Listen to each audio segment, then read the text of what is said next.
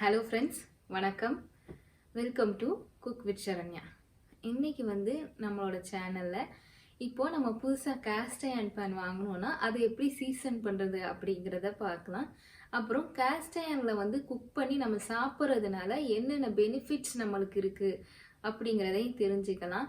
அதுக்கப்புறமா இப்போ நம்ம கேஸ்ட் அயர்ன் ரொம்ப நாளாக யூஸ் பண்ணிக்கிட்டு இருந்தோம் அப்படின்னா அதை எப்படி மெயின்டைன் பண்ணுறது அப்படிங்கிறதுக்கும் இந்த வீடியோவில் நம்ம டிப்ஸ் என்னென்னு பார்க்கலாம். கண்டிப்பாக இந்த வீடியோ உங்களுக்கு ரொம்பவே யூஸ்ஃபுல்லாக இருக்கும். ஸோ வீடியோவை ஸ்கிப் பண்ணாமல் எல்லாரும் கடைசி வரைய பாருங்கள்.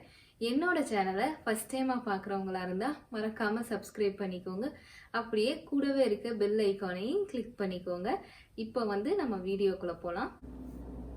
கேஸ்ட் அயனுக்கும் நம்ம ஊரில் இருக்கிற அயன் கடாய்க்கும் என்ன டிஃப்ரென்ஸ் அப்படின்னு பார்த்தோன்னா, இது பாருங்கள் சிங்கிள் பீஸில் பண்ணியிருப்பாங்க. இது எல்லாமே ஒரே பீஸ் தான். ஆனால் நம்ம ஊரில் நம்மளுக்கு கிடைக்கிற அயன் கடாய் இந்த மாதிரி நம்மளுக்கு கிடைக்காது. அதுவும் இல்லாமல் இது ஹை குவாலிட்டி அயனை அவங்க உருக்கி இதே மாதிரி இந்த பேனோட மோல்டுக்குள்ளே ஊற்றி இந்த பேன் அவங்க பண்ணுறாங்க. இதுதான் கேஸ்ட் அயன். நான் லார்ஜ் பிராண்டில் தான் வாங்கினேன். இந்த லார்ஜ் பிராண்ட் பார்த்தீங்கன்னா இது யூஎஸ்ஏ பிராண்டு. இது இப்போ நம்ம ஊர்லேயும் ஆன்லைன்லலாம் நிறைய லார்ஜ் பிராண்ட் கிடைக்குது. கேஸ்ட் அயனோட பெனிஃபிட்ஸ் என்னது அப்படின்னு சொல்லி பார்த்தலாம். கேஸ்ட் அயனில் பார்த்தீங்கன்னா 2 பெனிஃபிட்ஸ் இருக்குது. ஃபர்ஸ்ட் ஒன் பார்த்தீங்கன்னா இது ஒரு நேச்சுரல் நான்ஸ்டிக்கு. நம்ம நான்ஸ்டிக் பேன்லேயோ நான்ஸ்டிக் தோசை தவாலையோ எப்படி தோசையெல்லாம் ஒட்டாமல் வருதோ அதே மாதிரியே தான் கேஸ்ட் அயன்லையும் தோசையெல்லாம் ஒட்டாமையே வரும். அதே நேரத்தில் ரொம்ப கிறிஸ்பியாகவும் வரும். ஆனால் நான்ஸ்டிக்கில் நீங்கள் பார்த்தோம் அப்படின்னா அந்த டெஃப்ரான் கோட்டிங் கொடுத்துருப்பாங்க. அது அவ்வளோ ஹெல்த்தியான ஆப்ஷன் கிடையாது. அதனால கேஸ்ட் அயன் நம்ம யூஸ் பண்ணலாம். ரொம்ப ஹெல்த்தியான ஒரு ஆப்ஷனாகவும் இருக்கும் இது. ரெண்டாவது பெனிஃபிட்ஸ் என்னது அப்படின்னு பார்த்தோம் அப்படின்னா, கேஸ்ட் அயனில் குக் பண்ணுற சாப்பாடை நம்ம சாப்பிடும்போது நம்ம உடம்புல இரும்பு சத்தை ஈஸியாக அப்சார்வ் பண்ணிக்குது. அதனால நம்ம உடம்புக்கு தேவையான இரும்பு சத்தும் நம்மளுக்கு கிடைக்கும். ஸோ அனிமிக்காக இருக்கிறவங்கெல்லாம் பார்த்தீங்கன்னா கேஸ்ட் அயனில் குக் பண்ணுற சாப்பாடை சாப்பிடும்போது அது கண்டிப்பாக கம்மியாகும். நம்ம உடம்புல அயன் டெஃபிஷியன்சியும் குறையும். இது ஏற்கனவே சீசன் பண்ண பேன் தான். ஆனாலும் நம்ம அப்படியே யூஸ் பண்ண முடியாது. ஒரு தடவை சீசன் பண்ணிவிட்டு அதுக்கப்புறமா நம்ம யூஸ் பண்ணலாம். நம்ம சீசன் பண்ணாமல் நம்ம அப்படியே யூஸ் பண்ணும்போது பார்த்திங்கன்னா லைட்டாக ஒரு ஸ்மெல் வர்ற மாதிரி இருக்கும். அதனால சீசன் பண்ண பேனாக இருந்தாலும் நம்ம ஒரு தடவை சீசன் பண்ணிவிட்டு அதுக்கப்புறமா நம்ம சமைக்கிறதுக்கு யூஸ் பண்ண ஆரம்பிக்கலாம். இப்போது இந்த பேனை நம்ம கொஞ்சம் தண்ணியில் கழுவிக்கலாம். தண்ணியில் கழுவுனதுக்கப்புறமா பார்த்திங்கன்னா கொஞ்சமாக ஒரு 2 ஸ்பூன் அளவு உப்பும் நம்ம எப்போவுமே பாத்திரம் கழுவுறதுக்கு யூஸ் பண்ணுற அந்த டிஷ்வாஷர் லிக்யூடையும் கொஞ்சம் சேர்த்துக்கலாம்.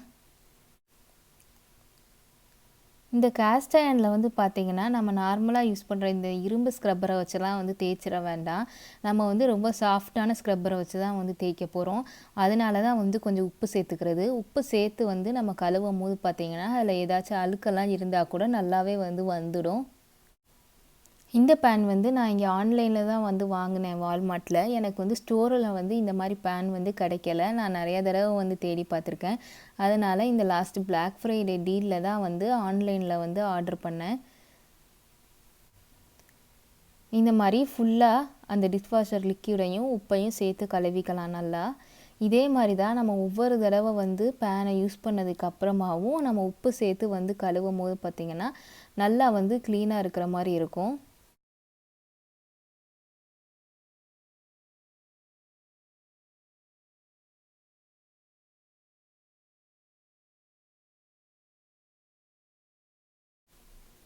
இந்த மாதிரி கழுவுனதுக்கப்புறமா பார்த்தீங்கன்னா ஒரு டிஷ்யூ பேப்பர் இல்லைன்னா ஒரு துணியை வச்சு நல்லா அந்த ஈரத்தெல்லாம் தொடச்சி எடுத்துருங்க.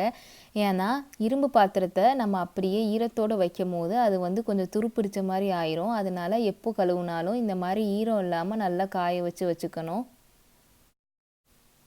இந்த மாதிரி நல்லா ஈரத்தெல்லாம் தொடச்சதுக்கப்புறமா பார்த்தீங்கன்னா அடுப்பில் வச்சு பேனை நல்லா சூடாக வைக்கணும். நல்லா சூடானதுக்கப்புறமா கொஞ்சமாக எந்த எண்ணெய் இருக்கோ அதை நீங்கள் சேர்த்துக்கோங்க. நல்லெண்ணெயாக இருந்தாலும் பரவாயில்ல, இல்லைனா வெஜிடபிள் ஆயிலாக இருந்தால் கூட நல்லா தான் இருக்கும்.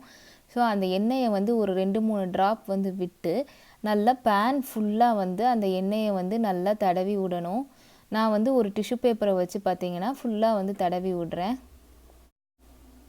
அந்த பாத்திரத்துக்குள்ளே மட்டும் இல்லாமல் அந்த கைப்பிடியிலையும் தடவணும். அதே நேரத்தில் பேனை வந்து பின்னாடி திருப்பி வச்சும் பார்த்தீங்கன்னா ஃபுல்லாக வந்து எண்ணெயை வந்து ஸ்ப்ரெட் பண்ணி விடணும்.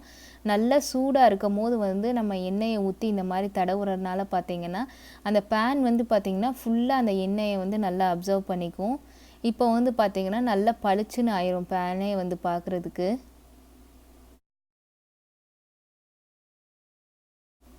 அடுப்பை ஆஃப் பண்ணிவிட்டு பின்னாடி வந்து திருப்பி வச்சு இப்போ வந்து இந்த மாதிரி தடவணும். இப்படி தடவுனதுக்கப்புறமா பார்த்தீங்கன்னா ஒரு 2 மணி நேரம் வந்து அப்படியே விட்டுறலாம். ஒரு 2 மணி நேரத்துக்கு அப்புறமா திரும்பியும் வந்து பேனை வந்து அடுப்பில் வச்சு நல்லா சூடானதுக்கப்புறமா கொஞ்சமாக இதை மாதிரி ஒரு 2 ட்ராப்லேருந்து 3 ட்ராப் எண்ணெய் விட்டு திரும்பியும் ஒரு தடவை வந்து நம்ம ஸ்ப்ரெட் பண்ணி விடணும். இதே மாதிரி ஒரு 3 தடவை வந்து 2 மணி நேரத்துக்கு ஒரு தடவை கேப்பில் வந்து பேனை நல்லா சூடு பண்ணி எண்ணெய் ஊற்றி ஒரு டிஷ்யூ பேப்பரை வச்சு ஃபுல்லாக வந்து ஸ்ப்ரெட் பண்ணி விட்டுருங்க. இப்போ பார்த்தீங்கன்னா இந்த பேனை வந்து ஒரு 2-3 தடவை இதே மாதிரி சீசன் பண்ணிவிட்டு நான் யூஸ் பண்ண ஆரம்பிச்சிட்டேன். நம்ம வந்து ரெகுலராக வந்து கேஸ்ட் அயர்ன் பேனை வந்து டெய்லியுமே வந்து பார்த்திங்கன்னா நம்ம சமைச்சதுக்கப்புறமா நல்லா வாஷ் பண்ணிவிட்டு அடுப்பில் வச்சு பார்த்திங்கன்னா நல்லா சூடு ஏறினதுக்கப்புறமா இந்த மாதிரி ஆயிலை ஊற்றி தடவி வச்சுட்டோம் அப்படின்னா நெக்ஸ்ட் டைம் வந்து நம்ம சமைக்கும் போது பார்த்திங்கன்னா அதில் வந்து எதுவுமே வந்து ஒட்டாமல் வரும். நான்ஸ்டிக் பாத்திரம் மாதிரியே இருக்கும். நம்ம கரெக்டாக இந்த மாதிரி ரெகுலராக வந்து நம்ம சீசன் பண்ணோம் அப்படின்னா நான்ஸ்டிக் பாத்திரத்தில் நம்ம சமைக்கும் போது எப்படி இருக்குமோ அதே மாதிரியே வந்து இது நல்லா ஒட்டாமல் வரும் நம்மளுக்கு. அதுக்கப்புறம் இந்த தோசை தவாவும் பார்த்தீங்கன்னா நான் வந்து லார்ஜ் பிராண்டில் தான் வந்து வாங்கினேன். இது வந்து நான் வாங்கி ரொம்ப நாள் ஆச்சு. ஒரு 1 இயருக்கு மேலேயே இருக்கும். நான் இதை தான் வந்து யூஸ் பண்ணிக்கிட்டு இருக்கேன் ரொம்ப நாளாக. இன்னும் வந்து பார்த்தீங்கன்னா நான் அடிக்கடி திரும்ப சீசன் பண்ணி வச்சுக்குவேன். ரொம்ப நல்லா இருக்குது அதனால. இந்த வீடியோ கண்டிப்பாக உங்களுக்கு யூஸ்ஃபுல்லாக இருந்திருக்கும்னு நினைக்கிறேன். உங்களுக்கு இந்த வீடியோ பிடிச்சிருந்துச்சுன்னா லைக் பண்ணுங்கள். அப்புறம் உங்களுக்கு ஏதாச்சும் கமெண்ட்ஸ் இருந்துச்சுன்னா கீழே கமெண்ட் செக்ஷனில் சொல்லுங்கள். என்னோடய சேனலை சப்ஸ்கிரைப் பண்ணாதவங்க மறக்காமல் சப்ஸ்கிரைப் பண்ணிக்கோங்க. Thank you. Cook with Saranya, taste of home.